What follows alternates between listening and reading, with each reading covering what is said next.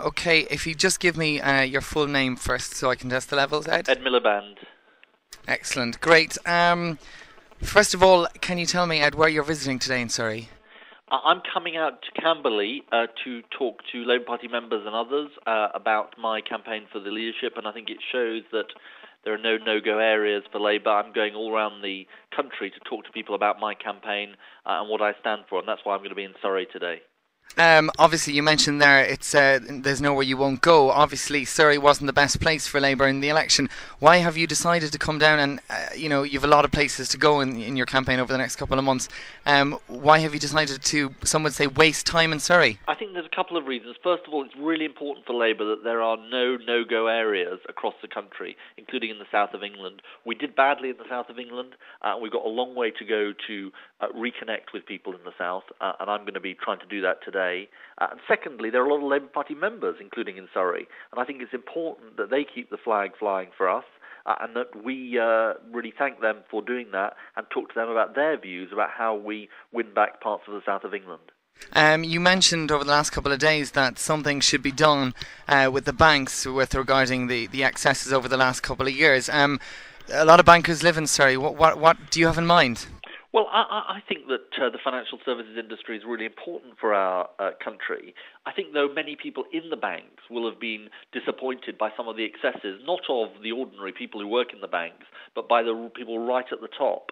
And will think, actually, if you create wealth, that's fine, and you should get rewarded for it. But if you destroy wealth, as some parts of some decisions that were made in the banking system did, then you shouldn't be rewarded for that. And that's why we need to look at those issues. And that's why I've suggested we have a top pay commission to look at these questions.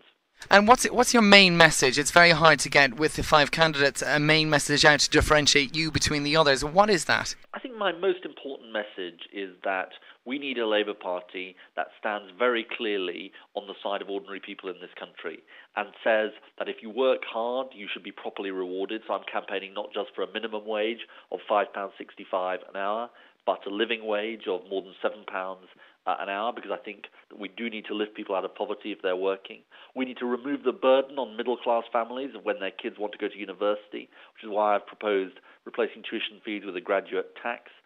And also, we need to be a stronger society. And I have said the gap between rich and poor is too wide, because I think all of us suffer if we're an unequal country. We'll be a less healthy country, a less secure country, and that's a really important part of my campaign. You mentioned graduate tax there. It seems you're a bit slow off the mark with that one.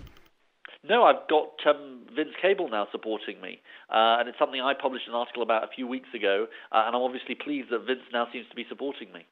Right, and finally, Lord Mandelson, he said today that your manifesto looked like it was referred to with Guardian columnists. How did you feel about that when you read it?